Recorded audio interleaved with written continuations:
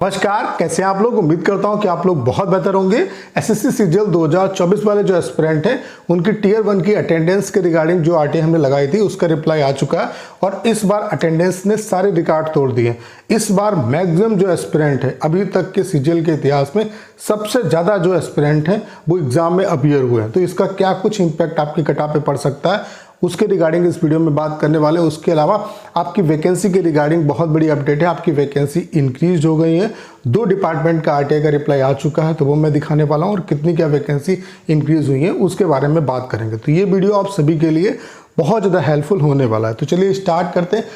Video को start करने से पहले आप सभी को एक इन्फॉर्मेशन देना चाहता हूं कि अगर आप एसएससी सीएचएसएल सीजीएल एग्जाम को क्वालिफाई करना चाहते हैं तो टाइपिंग भी आपको क्वालिफाई करना होगा। और टाइपिंग क्वालिफाई करने के लिए जिस तरीके से एग्जाम को क्वालिफाई करने के लिए प्रीवियस क्वेश्चन इंपॉर्टेंट होते हैं वैसे ही टाइपिंग क्वालिफाई करने के लिए प्रीवियस पैसेज सबसे ज़्यादा आपके लिए इंपॉर्टेंट है। आप टाइपिंग कहीं से भी सीखिए लेकिन प्रीवियस पैसेज जरूर प्रैक्टिस करके जाइए। हमने आपके लिए कंप्लीट टाइपिंग का सॉफ्टवेयर बना दिया है जिसका इंटरफेस बिल्कुल एसएससी सीएचएसएल सीजीएल जैसा है।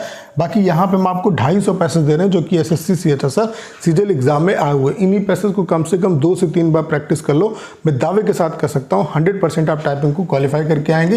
एक दिन का जो डेमो है वो आपके लिए बिल्कुल फ्री है। डेमो का लिंक डिस्क्रिप्शन और कमेंट बॉक्स में पिन किया हुआ है, वहां से आप डेमो दे सकते हैं। और अगर आप डेमो से सेटिस्फाई होते हैं तो अपना जो बेस्ट प्लान है वो परचेज कर सकते हैं। बाकी जो सीएचएसएल वाले एस्पिरेंट हैं उनके लिए 99 वाला प्लान आ चुका है और 99 में इसकी वैलिडिटी 1 महीने की है और 99 रुपीज़ में आप 250 पैसे एक्सेस कर सकते हैं। तो सीएचएसएल वाले जो एस्पिरेंट हैं जिनका 18 नवंबर को टाइपिंग होना है वो ये पैसेज जरूर 2 से 3 बार प्रैक्टिस जरूर कर लें, उन्हें डेफिनेटली इससे बेनिफिट होगा। लिंक डिस्क्रिप्शन और कमेंट बॉक्स में पिन किया हुआ है। तो सबसे पहले आप लोग देख सकते हैं ये आरटीआई मैंने ही लगाया था। आप मेरा नाम यहाँ पे पढ़ सकते हैं। 30 तारीख को ये मैंने आरटीआई लगाई थी, 30/9 को, और इसका 29/10 को, यानी कि 1 महीने के बाद रिप्लाई एसएससी ने दिया है। यहाँ पे मैंने ओवरऑल अटेंडेंस भी पूछी थी और कैटेगरी वाइज कितने बच्चे अपीयर हुए वो भी डाटा मांगा था। तो कैटेगरी वाइज जो डाटा है वो तो एसएससी ने नहीं दिया, लेकिन ओवरऑल ये बताया कि कितने बच्चे जो हैं इस बार अपीयर हुए। इस बार जो टोटल एस्पिरेंट अपीयर हुए हैं वो 18,13,060 एस्पिरेंट ऐसे हैं जिन्होंने एग्जाम दिया है। जबकि फॉर्म कितने बच्चों ने भरा था? 36,73,453 जो एस्पिरेंट है उन्होंने फॉर्म इस बार भरा था। तो इस बार जो अटेंडेंस रही है वो 49.35% रही है। इससे ज़्यादा अटेंडेंस आपकी 2023 में थी। आप देख सकते हैं 2023 में जो अटेंडेंस थी वो लगभग 50% आपकी थी, ठीक है।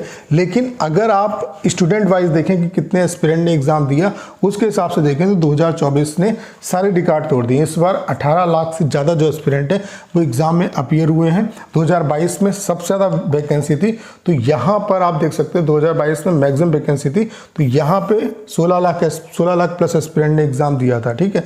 इस बार 18 लाख को भी ये डाटा जो है वो क्रॉस कर चुका है। तो आप देख सकते हैं कि इस ट्रेंड में मतलब अच्छा खासा जो है एसएससी सीजीएल के एग्जाम के प्रति इंटरेस्ट है। लेकिन इसका क्या कुछ इम्पैक्ट पड़ेगा कटऑफ पे? तो भाई स्टूडेंट ज़्यादा अपीयर हुए हैं, इसका कटऑफ से कोई लेना देना नहीं है, क्योंकि जब वैकेंसी ज़्यादा आती है तो एक हाइप क्रिएट होती है। उसमें मैक्सिमम बच्चा ये सोचता है, जो प्रिपरेशन नहीं भी करता वो सोचता है चलो फॉर्म भर देते हैं, ठीक है। फॉर्म भरने में क्या आता है, जैसे कि अभी एनटीपीसी का एग्जाम आपका फॉर्म आया तो ढेर सारे बच्चे ऐसे ही फॉर्म भर देंगे जिनका तैयारी से कोई लेना देना नहीं है।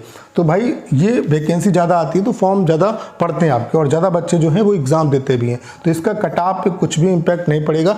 जो एक्चुअल कंपटीटर है वो उतना ही है, उसमें बहुत ज़्यादा वेरिएशन नहीं होता है, ठीक है। तो इसका कटऑफ से कोई लेना देना नहीं है। बाकी इस बार जो एस्पिरेंट अपीयर हुए हैं वो नंबर वाइज अगर देखा जाए तो मैक्सिमम अपीयर हुए हैं, ठीक है। उसके अलावा अगर हम वैकेंसी की बात करें तो वैकेंसी के रिगार्डिंग आपके लिए बहुत बड़ी अपडेट है।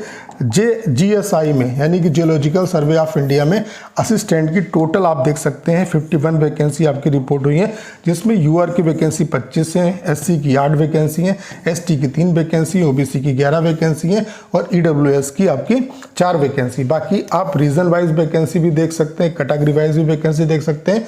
तो पूरा डाटा आप देख सकते हैं, जैसे कि आप देख सकते हैं सीएचक्यू में 14 वैकेंसी है, ईआर में 4 वैकेंसी है, एसआर में आपकी 24 वैकेंसी, डब्ल्यूआर में 1 वैकेंसी, एनईआर में 4 वैकेंसी है, सीआर में 4 वैकेंसी है और एनआर में आपकी वैकेंसी नहीं है। तो ये आप सभी के लिए बहुत बड़ी अपडेट है कि 51 नई वैकेंसी जो है वो आपकी आरटीआई के थ्रू में पता चली है। कहाँ? GSI geological survey of India में, ठीक है। उसके अलावा आपका जीएसटी डिपार्टमेंट से बेंगलोर जोन से भी आपका आरटीआई का रिप्लाई आ चुका है। यहाँ पे आप देख सकते हैं बेंगलोर जोन में जो सैंक्शन स्ट्रेंथ है और जो बैकेंड वैकेंसी है वो डाटा आप देख सकते हैं। जैसे कि यहाँ पे जो इंस्पेक्टर की सैंक्शन स्ट्रेंथ है वो 1464 है और जो बैकेंड पोजीशन है वो 703 है। उसके अलावा ईए यानी कि एग्जीक्यूटिव असिस्टेंट की जो सैंक्शन स्ट्रेंथ है वो 260 है और जो बैकेंड वैकेंसी है वो इतनी है। उसके अलावा टीए की आपकी वैकेंसी सैंक्शन स्ट्रेंथ इतनी है और जो बैकेंड वैकेंसी वो इतनी है। उसके अलावा यहाँ पे जो इन्होंने पॉइंट नंबर 2 में बात कही है वहाँ से ऐसा लगता है कि यहाँ पे अभी और भी वैकेंसी बढ़ेगी। क्यों बढ़ेगी आप देख सकते हैं, जैसे इंस्पेक्टर की वैकेंसी बढ़ने की बहुत ज़्यादा संभावना है। क्यों बढ़ने की संभावना है वो आप देख सकते हैं। यहाँ पे इन्होंने आरटीआई की रिप्लाई में ही बताया है कि since the vacancies to be filled through CGL 2024 is in respect of Bangalore CCA is at to be reported, यानी कि अभी भी वैकेंसी जो है वो रिपोर्ट होना बाकी है। इसका मतलब है अभी भी जो वैकेंसी है वो आपकी जो है उसमें इंक्रीजमेंट हो सकता है। अगर अभी का सिनेरियो की बात करें, अभी बेंगलोर जोन में कितनी वैकेंसी आपकी है, तो ये आप जीएसटी इंस्पेक्टर की स्टेट वाइज वैकेंसी देख सकते हैं। ये मैंने आपको दिखाया भी था इससे पहले वाले वीडियो में। यहाँ पे बेंगलोर जोन में जीएसटी इंस्पेक्टर की वैकेंसी आप देख सकते हैं 297। तो यहाँ पे अभी और भी वैकेंसी आपकी इंक्रीज हो सकती है एज पर जो आरटीआई का रिप्लाई आया है उसके अकॉर्डिंग मैं बात कर रहा हूँ। बाकी मुंबई जो जोन है वहाँ पे आपकी जो वैकेंसी है वो 9 वैकेंसी आपकी इंक्रीज हो चुकी हैं। पहले 119 वैकेंसी थी, अभी 128 वैकेंसी हो गए हैं। ठीक है, तो जीएसटी डिपार्टमेंट में अभी वैकेंसी थोड़ी बहुत रिवाइज हो सकती हैं और यहाँ पे वैकेंसी आपकी बढ़ सकती हैं। बाकी मैंने आपको बता दिया कि जीएसआई में वैकेंसी आपकी 51 वैकेंसी रिपोर्ट हुई है। उसके अलावा एक और डिपार्टमेंट इस बार ऐड हुआ है ईएसआईसी। आपको पता है कि ईएसआईसी की रिक्रूटमेंट पहले ईएसआईसी खुद कराता था, अब इस बार क्या है कि एसएससी में इसको मर्ज किया गया है।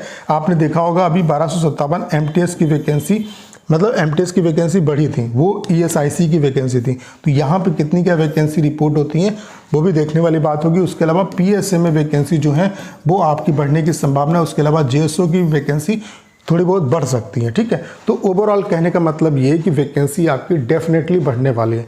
तो जो भी बच्चे बॉर्डर पे हैं उनको प्रिपरेशन जरूर करना चाहिए, क्योंकि अगर ये वैकेंसी 20,000 हो जाती तो आप ये मान के चलो 2 लाख जो एस्पिरेंट हैं वो मेंस के लिए क्वालिफाई होंगे। तो कट ऑफ पे इसका अच्छा खासा इम्पैक्ट पड़ेगा, क्योंकि जो अभी कट ऑफ बनाई जा रही है उसमें ये किसी को भी नहीं पता है। इवन आरबी वाले जो सर हैं उन्होंने भी ये कहा है कि इसमें वेरिएशन आएगा, क्योंकि अभी एग्जैक्ट किसी को नहीं पता है कितने जो एस्पिरेंट हैं वो मेंस के लिए क्वालिफाई होंगे। तो जो भी एस्पिरेंट बॉर्डर पे हैं जिनका स्कोर आफ्टर नॉर्मलाइजेशन इतना बनना है, यूआर कैटेगरी में अगर आपका 135 से उससे ऊपर जा रहा है तो आप मेंस की प्रिपरेशन करिए। ओबीसी ईडब्ल्यूएस से हैं तो 130 या उससे ऊपर अगर आप जा रहे हैं तो आप मेंस की प्रिपरेशन करिए, आपको किसी भी तरीके से नुकसान नहीं होगा। देखो, प्रिपरेशन करने में किसी तरीके का नुकसान नहीं होता, अगर आप प्रिपरेशन नहीं करेंगे तो नुकसान ही नुकसान होंगे। उसके अलावा एससी कैटेगरी में अगर हम बात करें तो 110 या उससे ऊपर जा रहे हैं आफ्टर नॉर्मलाइजेशन तो आप प्रिपरेशन करिए। एसटी में 100 से ऊपर अगर जा रहे हैं तो आपको प्रिपरेशन करनी चाहिए, क्योंकि यहाँ पे वैकेंसी एक अच्छा खासा जो रोल है